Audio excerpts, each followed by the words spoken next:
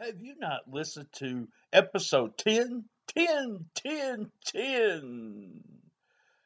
Download it. Listen to it. Here's a clip.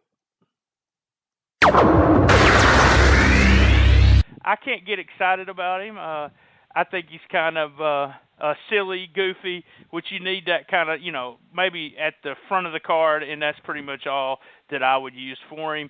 He's not main event material in my opinion, even though we got TR thinking he is. So what do you think, Lance? Your turn.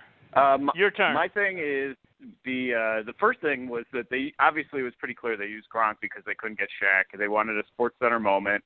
They had there weren't any other guests that they brought in that were going to get that Sports Center moment, so they had to get Gronk, and I guess they used the connection of having Mojo knowing him to bring him in. And I mean, the guy wasn't an embarrassment to jump over the rail, and they did it on the pre-show, so it wasn't like they lost any more credibility by having him on there. But actually, in the Battle Royal itself, the two things that stood out for me were the Kalisto looking like a frickin' lawn dart. I mean, that guy looked like a mini in there with the rest of the guys. I don't know. He got lost. I don't know if anybody even else noticed him. And he got eliminated first, so I don't know what happened because Simon Gotch is traditionally always the first eliminee in anything that they do. And I don't know how that happened where Kalisto went out first. And the other thing was Sin Cara. I didn't even realize that was Sin Cara because he was dressed in New Jack from New Japan. So I thought that was bizarre too. 5, 4, 3, 2, 1, 0. Let's start the party. Live from STS Studios on a Saturday morning.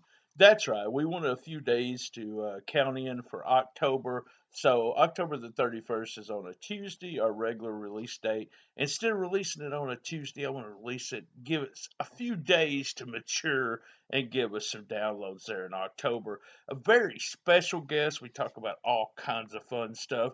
I just want to get a big shout out and a thank you to Bob McGee. We also got Gene Jackson out there. Both guys are letting me put stuff up on their podcast. Bob actually does it. Gene, why don't you do that for me? Jeez. Just want to remind everyone they can get me at Comic Book Mark BT. Guys, we have 2 brand new shirts. We have a Cool Kids Countdown shirt and a My Old Buddy shirt. You can go to tinyurl.com, STSPod merch. If you're listening to this on 10/28, you still have a few days, and you can actually get the shirt for only $14. You can listen to us on iTunes, Stitcher, Player FM, Pod Paradise, Spreaker, and all the episodes are up there on stspod.club. A big shout out to Suplex City Limits, Creative Control, and my non-wrestling podcast buddies, Who's Right Podcast. All right, let's get to the episode.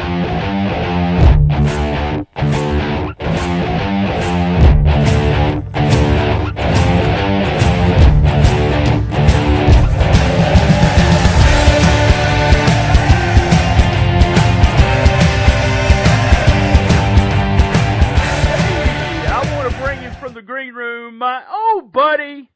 That's right. Oh my God, it's Tom Robinson again. TR Shock or whatever the hell your name is today. Tom, I want to welcome you first and foremost. Let me say, you're one of the most popular guests that was on the podcast so far this year. Both your shows, and you was on there with Brian Thompson, and then we did the show with the unedited stuff. 22K. Of listeners sat and listened to you on those 2. So one of the top guys, 3rd most downloaded podcast. How the hell you been, brother? I've been grieving today. I just, I feel like I lost a family member. I lost Benson, Robert Guillaume. Rest in peace. No, that's just an ad lib. I'm so fucking witty off the top of my head. I have a computer screen in front of me. I actually did like Benson, and I like Soap if you're that old, but I doubt your listeners are. Well, I doubt it. There was some of them our age. Yeah, Soap was fantastic. And since this was going to air for the weekend, hell, they won't even know what we're talking about by then. There was someone else that died by then. So what the fuck? There's a few things I called you to put you on here for, and hell, you know it, and I'm not going to kayfabe one of the main things we want to talk about 605. So, do we want to talk about 605 now, or we want to talk about some other things and we'll go back to 6? That's up to you, brother. I'm all about it, but we got to know. I know you were, and I don't care what the hell anyone fucking says. You were and this is not you saying it. It's me, the most popular co-host on 605 because I would listen to your shit. And no offense to anyone else that was co-host, because they're my friends also, but you were my favorite. So, do we want to talk about that now, or we want to talk about something else? I want to talk about my new launch of my NBA podcast. I thank you for the kind words. All right, let's talk about that. Yeah, let's do that. You're going to talk about it before we get off here. So here we go. Tom, you've been my friend forever. You're doing a business venture here. You've always supported. I can tell how many times you listen to my podcast. You actually sit and listen to it over and over. I know you do.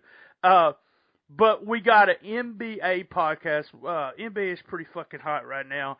And I don't even like the NBA. I don't follow the NBA. I watched your podcast with your co-host there. Damn, guys, y'all got, over 500 views on the first one. Total everything, there's no telling on the first. And this is just word of mouth. So talk to me all about the podcast. Tell people how they can listen to it. And it'll be coming up either on Monday or Wednesday this coming week. So this is the weekend. Wait, follow TR Shock. He's going to tell you all that shit and listen to it if you're an NBA fan. Okay, it's called Wide Men Can't Jump. A play on words, if you will, to White Men Can't Jump. After my Bell's palsy, I went on an eating spree and a non-exercising spree. So last time I checked, I'm 290. I might even be closer to 3. And I'm the little guy. Nathan Bush out of West Virginia, who does some things in the wrestling business, has a band, but most of all is a diehard NBA fan like myself, is 6'4", 336 pounds. I call him the White Kamala. So we do, he had a little, kind of, I guess, for fun podcast last year and asked me to be on a couple of times. I was busy and whatever and doing other shows and whatnot, and I wanted him to be my guy because he's knowledgeable and he's, quite frankly, we're two handsome, what's that stuff you have a fetish for? What do they call it for women? Big BBW? That's BBW, yeah, uh-huh. So we would be BBMs. We're two BBMs. And we talk about the NBA. We started a pilot show that was just out of laughcast.com. That's LAFFCAST.com, not laugh as in LAUGH. Last Monday, I can already smell money, or that's because I haven't got a shower. I don't know which of the two. But that's what depression does to you. Hey, but man, anyway. Before you go, that's right. Both of us, what do I like to say? We have a touch of things that other people have. We both have a touch of depression. And guys, if you can't, if you don't understand going to, without taking a shower for 3 days, then fuck you. That's what Tom says. Yeah, and shaving's even harder. That sucks worse. It's easier. Look at my new picture that I put out earlier when we were recording this. Hell, I ain't shaved in probably 3 months. So there you go. Yeah, I never hid that I'm batshit crazy, but I'll just wrap up the basketball thing. I think this is going to come out after we had a pilot, but this is pretty much our debut. I'm taping it tomorrow. With Sean Grandy, an old friend of yours, old friend of mine, wrestling forum guy, Bellator guy, but on the subject, he's a Boston Celtics announcer, which is just such a perfect blend for me and Nate and our show, and we're just going to kill it. I'm going to mix wrestling with basketball, with everything else. You might hear Randy Savage talking to Joel Embiid about the World Series. You never know what's going to happen over there. We're going to do something different. And knock on wood, it'll be a success. And I thank you for letting me get that word out there. I think it's awesome. I mean, there is so many people that are fans of wrestling, but also huge fans of like you with the NBA. Me, I'm more of a geek or a nerd, and could probably do wrestling and Star Wars or something stupid shit like that, or comic books and wrestling. Who knows? But I think it's a great idea. I mean, you got that crossover with the NBA, not only that, I mean, do you want to put over your other? You got a Facebook site that that helps people with their betting. I guess you could say betting their the games and everything. We want to put over that Facebook site. Sure, man. It's if you're on Facebook, it's TR Shock. I always forget to add that. TR Shock and Crazy Canuck page. I do videos. I started just goofing around on my own. The Canuck, I don't know if he wants his name revealed, so I'll leave it kayfabe, but he does NHL picks, and before he started overthinking it, he was like something like 20-1. I'm exaggerating, but he was destroying the NHL, which I know nothing about. So it's TR and Crazy Canuck. I try to make it funny. I try to make videos, and I try to make it fun for people that join, just to put up their picks, even if they're not betting, because of course that's illegal outside the state of Nevada. So it's for amusement only.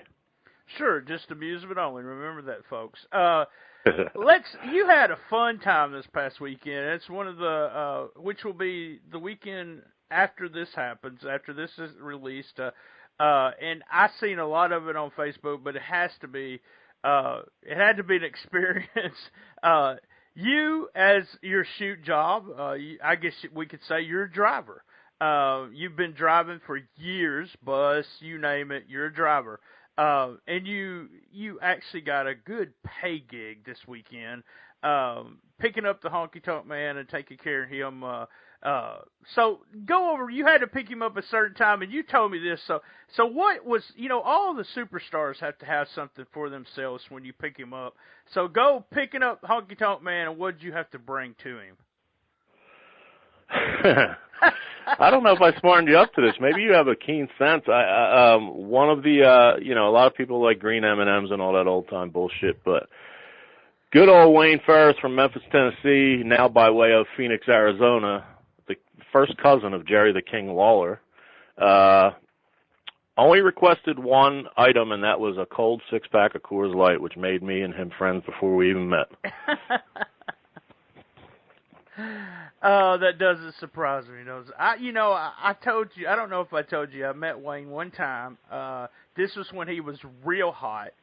They were at the WWE event, and I was walked through backstage because I walked with someone else, and me and her stopped to talk to Jimmy Hart and Wayne Ferris, and all Wayne was saying was how much more they were drawing than Lawler was drawing. That's all he wanted to talk about. Which I thought was hilarious because he was a big, huge star, but it still meant something to him to come into the Coliseum and draw a lot of people. Yeah, that was kind of, at least to me privately, that was that's been toned down over the years. We talked about when Lawler died on TV and how he was upset, and they did talk since then and whatnot. And he still has his beef. He said it pretty succinctly, like, to me, and he didn't say go on a podcast and say it, but I don't think he'd mind. He said it's just best sometimes you don't work with family, and I can get that. I can agree with that, especially in the world of wrestling, for Christ's sake. But there was a lot of stuff. We talked about Memphis, we talked about Puerto Rico, we talked about Calgary, we talked about how he somehow was in the other town, whether that's fortunate or unfortunate, for every fight. He missed Bulldog and Rougeau. He missed Mike Sharp and Billy Jack Haynes. He missed Spivey and Adonis. Like, he wasn't in the other town all the time. Like, he was taping, like, a interview at one of them and was in another town at the other. So he had really no insight on fights except, like, I knew what he knew, basically. That's funny. So if you were on his tour, then you weren't going to have any fights. That's what they probably thought. You picked him up on a Friday, and then what kind of con did he went to? Some con or something? I just seen pictures. So talk to me. Tell me what we did. Got to put over Professor Ouch. I hope this isn't a plug half hour. That's why I'm speaking fast. No, go ahead. He deserves it for this. It looks like they did a real good job with this. Professor Ouch is a guy I met actually through the 605, so I got to give credit where credit is due. And he's a Philly guy. I probably met him a long time ago because we used to sit next to each other at the Civic Center without knowing each other. But Long story short is he's in business with Bobby Fulton's son, Dylan Hines, and he's a big punk rock guy. Like you said, your comic book, I'm NBA. His other thing is punk rock and tattoos and shit. So he went to the Trenton Punk Rock Festival and worked out a handsome deal for handsome Wayne Ferris and handsome T.R. Shock. And we both got us some handsome green, which is very rare for me doing anything involving wrestling, getting some green, but can't stress enough how well he paid me. I had to pick him up Friday, and I have Uber and Lyft gimmicks on my car, and Honky Tonk is just like waving me on, like, get the fuck out of here, dude. Like after he called me, like, hey, TR, it's Wayne. I don't do a Honky impression yet. I'll have to look at the tape of, I did some Marky shit with him, but I said I'll be around in 5 minutes. I pull up and there he is, and I point at him and wave, and he just waves me on, and I go, no, it's TR, dude. He goes, oh hell, I've seen the stickers and blah blah blah blah blah. And I said, nah. I said that's my hustle too. I said I do everything I can to make $1, and I'm your guy. Trust me. Look at me. Most Uber drivers don't look like me. And he's like, yeah, you do look like one of the boys. Let's go. So it was all from there. We went to, I guess I should detail it instead of pausing like that. I have the podcast experience. So we hop on the highway. We go straight to the hotel. Ouch meets us. We have a wonderful dinner, wonderful conversation about his wife of 30 plus years, his daughter. He FaceTimed at one point. His son is a very good golfer, makes money out of the golf industry. He talked to his best friend in the business is Bushwhacker Luke. He says he talks twice a day to him. His second best friend is Tom Brandy, who actually called, and is a mutual friend, probably yours too. Definitely mine. He called while we were driving, and so that immediately made us gel because we're both big Tom Brandy friends, fans, whatever you want to call it, a.k.a. Sal Sincere and Johnny Gunn. Right, yeah. Whatever the fuck he was. But Tom's good. Tom's good people. The floor is yours, Mr. Trammell. Well, no, where did we go? We went, tell us about Chick Fight. Tell us we went to, did you set up at a con? Is that what we did the first time? Keyword con. No, it's the punk rock festival, and god damn, I was never into that scene, but I might start being. Jesus H. Christ, I think on my Twitter, one of them I put this girl that had some tattoo girls are just turn-offs because they go too far, but she had the perfect, never mind. She's a very attractive woman who put over my podcast, and there was a lot of crazy, freaky people up there, which was not too far-fetched from pro wrestling, and I'll tell you, a surprise guest that came up out of nowhere was one Joel Goodhart, who you'll remember. I saw that picture, and with Honky being at a punk festival, did we see a crossover of fans? I mean, did they know who the Honky Tonk Man was? It seemed like everybody knew either who he was or that he was a somebody, because, the boys, they could be 80 years old and still have that head-turner deal. When you're in an airport, it's a somebody even if you don't. And I would hear whispers like, that's T.R. Shock. I mean, that's Honky Tonk Man. Yeah. When we were walking together. They were trying to figure out who I was, and I kept saying I was Quang, back in the day. And, we really bonded, man. I wish this was a 4-hour show. I'm just kidding. No.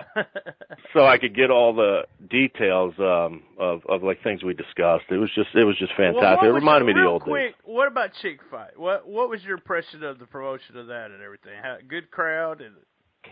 From what I understand, they increased a little from their normal. They have a nice little gig over there.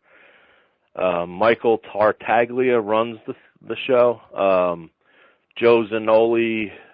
I'm only dropping these names because I think you know them, or they might be in the Cool Kids group or whatever. Right. Joe Zanoli, the legendary, I call him legend. He downplays his own self. John Finnegan, referee for ECW for all those classic matches.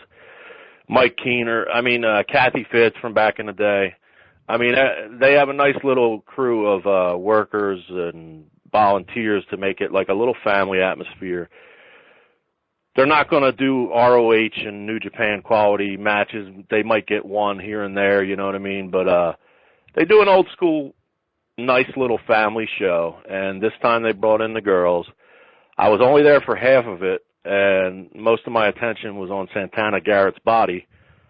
But they drew a little bit, and from what I understand, it's going to be, I think it was the second one, and it's going to be a yearly thing, like forever. Yeah, like the Super 8. Yeah, he does the Super 8 also. All right, let's take a real quick commercial break. When we come back, we're going to talk about 605.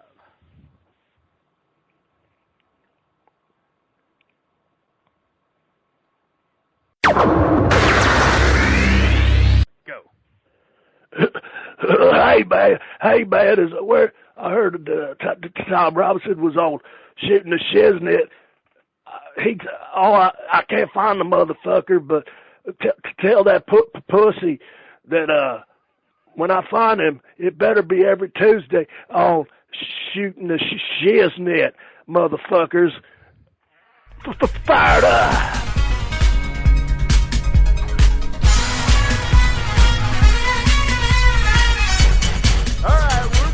After the commercial, we talked about your podcast. We put over the Honky Tonk Man. Hell, we might have to have him on with you sometime and just talk to him about various things that he's doing. It's not going to hurt to get the word out on him. Sounds like a really good guy. Like I said, I had a great experience only meeting him one time, but first time impression, I've always liked him. And being a Memphis boy, I always support him. I loved his gimmick and told everyone that said, "Oh, he's just not a good worker" and all that horse shit. Never did understand how fucking over he was in a gimmick and what a gimmick meant, And Honky Tonk Man was a hell of a gimmick there. One wrap up comment from me. Okay. It's a little nugget of information that I thought was pretty cool. There was a million of them, and off air or maybe part 2 sometime I'll tell you about all this shit. But we got to talking about Vince, and he said it was so hard for him to do his finish, like especially with job guys, because Vince is like, I suck at Vince. A lot of guys do Vince, but I never worked for him. So, get that shake the hips, and like he really was Vince about the basic. Yeah, hold on. You was turning me on there just keep saying it. Brian Travel suck. Never mind. Anyway, yeah. So Vince would really, get with him, and his finish was shake, rattle, and roll, which is basically a neck breaker or whatever, Right. So everybody's trained to take the bumps of certain moves, and he would, get a job guy that's just nervous and whatever, and sometimes he'd have to do 2 matches because of Vince, like wanting to get that shake, rattle, and then roll. It's kind of like Jake if Jake were put in a position to do a shake, rattle, and DDT. So I found that interesting. It's something I never heard along the years of how they say nuance and meticulous and stuff like that about McMahon, and I'd say it's almost what do you call that, OCD, because he would get chewed out if he just did a regular like neck breaker. Right. But it's also it shows you his being so detailed, all about what you're doing, not the moves you're doing, but what you're doing in between the moves. And a lot of people don't get that. It took me years to really get it, that the things that they're doing before they do the moves are just as important. I mean, even, the putting your hand up, clapping your hands or whatever, if you're a part of a tag team, what you're doing as the tag team partner, especially a babyface on the outside, there's just little things that mean so much. And that I could see Vince being pissy about that because it did mean something. Me and you didn't know it. I mean, in our opinion, in our eyes, Honky Tonk Man never screwed up his finish because we never seen him do it. So it never made it to television. All right, me and you were that job guy. We'd be taking a bump on the shake. Well, yeah. I mean, hell, I did. I took a bump one time, and it was in 3 stages. It's like I grabbed the top rope, and then I grabbed the middle rope, and then I finally bumped, I mean, what the hell? I mean, Chris Champion threw me over the top rope one time, and instead of the top rope, I went through the middle and the top. I was supposed to go over the top because it's top rope battle royal. I went through the top and the middle, and you can see it on the videotape. I land completely on my head. No, I didn't grab the ring apron. I didn't do nothing. I mean, the head, I had this big fucking black eye. One of the only black eyes I've ever had, but, yeah, I wasn't. Black guys. That was the only black guy you ever had? Well, yeah, that was it. I mean, no, Chris Champion's white, but God, he's got this big, well, we'll talk about that on another show. But, well known to be, carry a snake around, just put it that way. So Chris Champion, who used to be part of the New Breed, let's talk about the New Breed. Were they 2002, baby! Were they one of your favorite tag teams or what? Because I fucking like the New Breed. Oh, my God, they were fucking awesome. They were sort of what they called themselves. Like, some of their moves that are like transition moves today were mind-blowing. I couldn't wait to see them against the Midnight Express, but apparently it was short-lived. I met Sean Royal. He was kind of unless he was working me, he was a really strange dude. But, Chris I love them too, dudes, man. He got caught, Chris got caught in a turtle suit. Actually, he was on one of the very few times I wrestled. He was on my first show I wrestled dressed up like a turtle. Later on that month, got arrested for apparently molesting somebody underage in the turtle suit. So I said allegedly because I don't know if he was actually convicted of that, but that's got to be sad if you're going to try to pick up women in a turtle suit. But especially if you go to jail in the gimmick and everything. Jesus. All right, so we got not plenty of time. We got about 9 or 8 minutes. So let's spend the last 9 or 8 minutes. Let's talk about last time we were on here. I had you on here. Me and you talked about 605, how much I enjoyed you on 605, and so forth and so on. I noticed something that was happening, and didn't really reach out to you, but then when I did, you was like, boom, yeah, I see it too. It wasn't like I poked a bear and said, hey, look what's going on. I just asked what was going on, and then, and a few days later, boom, you're not with them anymore. But they did a tribute for Bobby the Brain. They did a tribute for Lance. And you being, and I'm not bullshitting you, the most, I won't say famous, but popular co-host of the bunch there, you weren't part of those two shows. So what the fuck gives with that? Hey, did I mention my NBA show? No, I'm just kidding. I mean, you asked the question. I won't bury 605. I love that. I'm not here place. to bury. I think. No. I'm just ahead. saying from my end. Okay. I had great chemistry with Brian on air. He kind of rejuvenated me, so I'll eternally be grateful. I just, since you brought up the question, I guess it's not bad to answer questions. I wasn't happy about not being on the Brain show because I thought it would be like we had a Star Wars thing over there where it would be just kind of quote unquote us, the regulars, the other co-hosts and myself and whatnot. And it turned into something else. And if you're bringing in Jim Cornette and Jimmy Hart and fucking superstars, cool. But that wasn't the case. That was, I think, the super roundtable of legendary managers was Jim Cornette, deservedly so, and Travis Scott Bowden. I don't know if you could hear that. I was embarrassed almost to say that would be part of a roundtable for arguably the greatest manager of all time. Jim Cornette, absolutely. The other person, mind-boggling. But that one I can't really bitch about because he did say he reached out, and I can't deny that he did because my landline is what I use for shows, and half the time I don't even check it. But definitely was interested in the Lance show because Goodhart and myself and Lance rode Salisbury, Maryland back and forth 2.5 hours each way. I would run little errands when Lance would be up here for historians know I'm not a historian, but the Halloween Havocs, whatever reason he would be up here for WCW, I was his guy. And I love the guy as I know you did, as I know they do. And I know everybody who grew up on Memphis did. And nobody can last forever, and 91's a good run, but it's still, it's a day we hope would never come. we lost a lot of people in the last couple of years, and I said it on the little tribute show that it took me almost 3 days to even talk about it. I hate to admit this, maybe it just sounds cheesy, but I missed a day of work because of it. I just could not do it. It just, and it goes back to I lost a very good friend. I lost within the last year and a half. I lost the people that I considered my other mother and dad, and so we just to see your childhood just kind of disappears slowly, and it kind of gives you that sense that well, we're going to die too. Unfortunately, me and you are. Yeah. Well, speak for yourself. Fame. There you go. But that's what Lance meant to me. He was my childhood.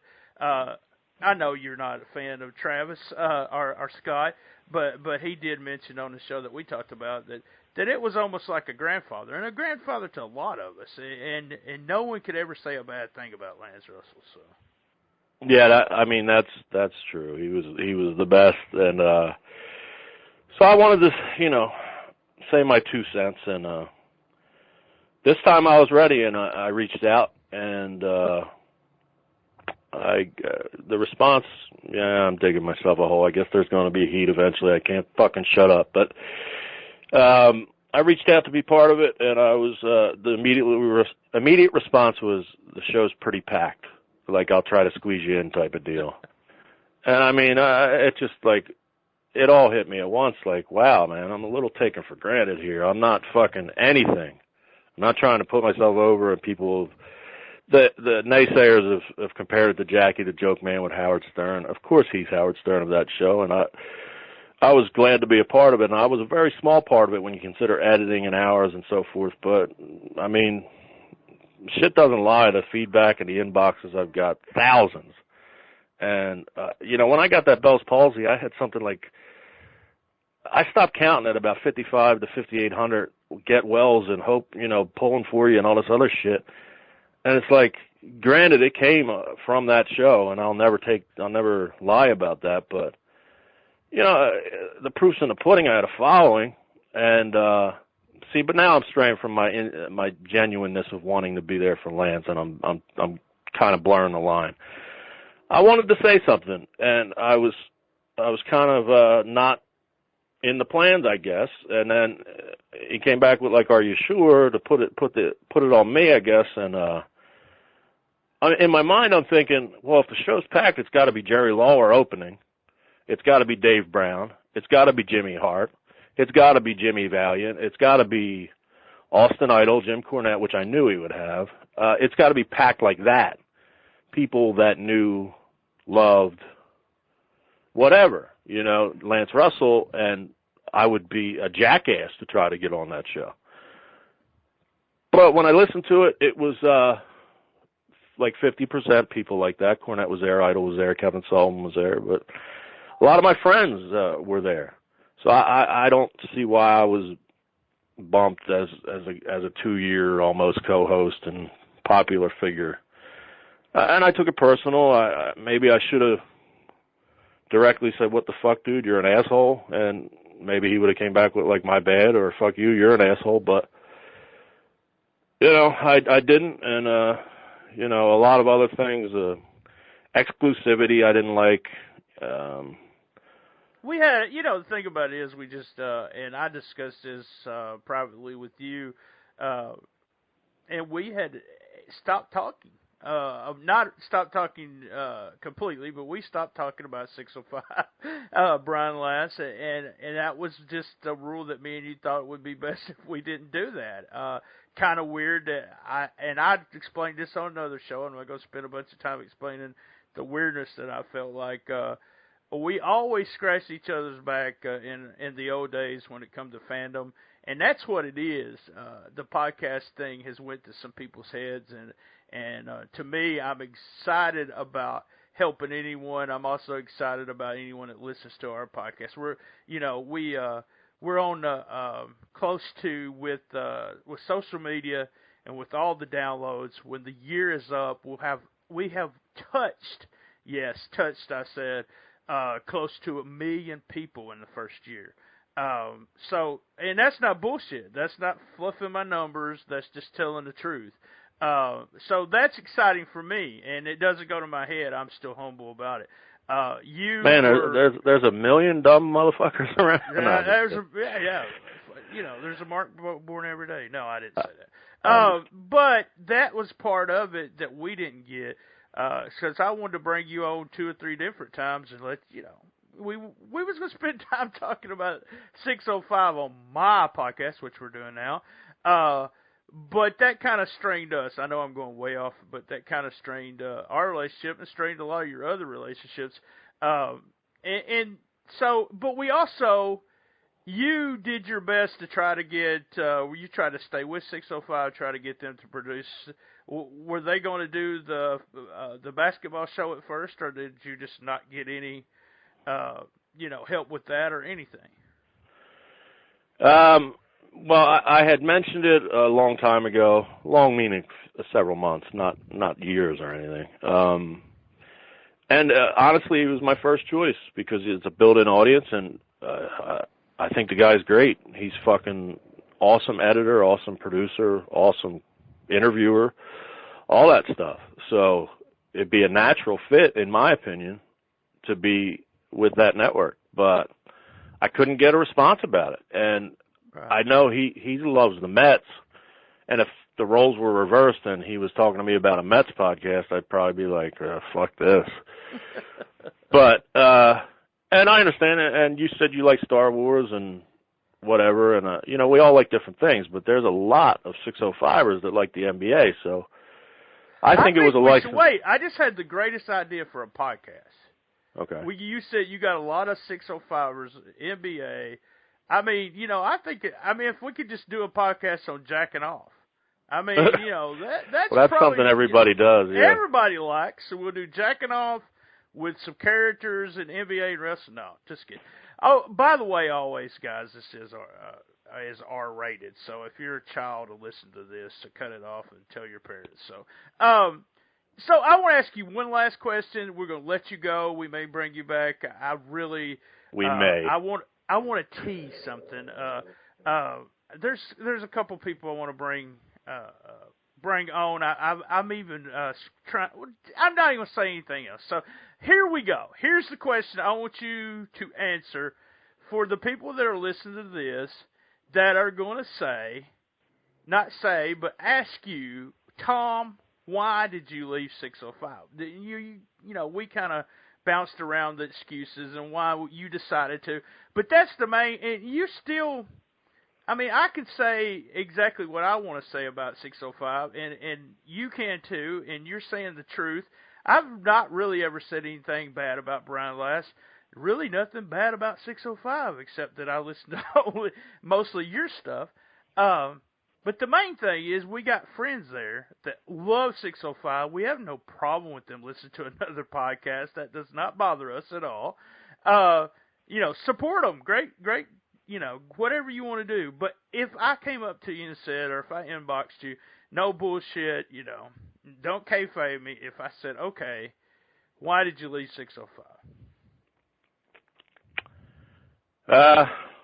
Well, a lot of the reasons I already went through, but it's hard to directly say this just from my own personality.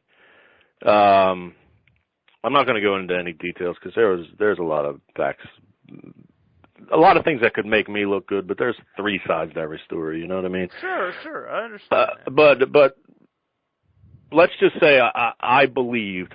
I won't even say I was led to believe, but I'll just say I believe, so I'll take all the heat on my end. Okay. That there would be a pot of gold at the end of the rainbow if I didn't talk to a Brian Trammell on air or a Feeney on air. Hell, Feeney asked me to do something for Conan and, Bowen and everybody else. A lot of people asked me.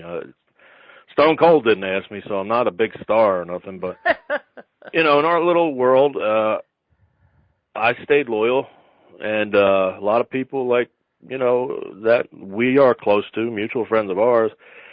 And I'll be honest, I was a little angry on my end that people weren't supporting what I was doing from, our other Facebook group and all that stuff. So I probably would have left there anyway, and that has nothing to do with 605. But as I beat around the bush, it was about never getting a dime and then seeing a bunch of shows developed where I'm sure that there's going to be a monetary compensation to people I believe that are less talented to me, and I don't mean Jeff Bowden and I don't mean Ron Fuller.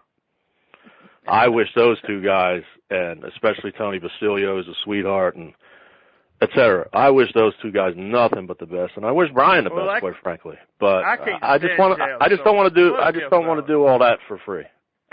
But, hey, we get it. So I'll PayPal you here in just a minute, and we went over our time, so you'll have to tell me how much I owe you. First, Tom, what I want you to do is last, not first, last. The last shit we're going to talk about. Number one, tell us how we can get in touch with you and follow you. Number two, plug that Wide Men Can't Jump one more time, and then we'll take it out for this episode. All right, www.laffcast.com will be the distributor, at least temporarily until we iron out all the kinks. It is every Wednesday right now at 9 p.m. Eastern. My co-host is Nathan Bush, as I said, a giant of a man. I'm at TR Shock on Twitter. I'm Thomas H. Robinson III on Facebook. I'm on Instagram under Mary Tom Leo. Don't ask me how the fuck that happened, but that's my email. I'm on that TR and Crazy Canuck Facebook. 605pod.com. I'm not going to not plug them because they got, good stuff except for a couple of things, but and that's about it. Is that all I have to plug? All right. Tom, thank you for joining us. Thanks everyone for listening. Remember, you're listening to the best little wrestling podcast in the business. Be here, same bad time. Well, maybe a different bad time, but the same bad channel.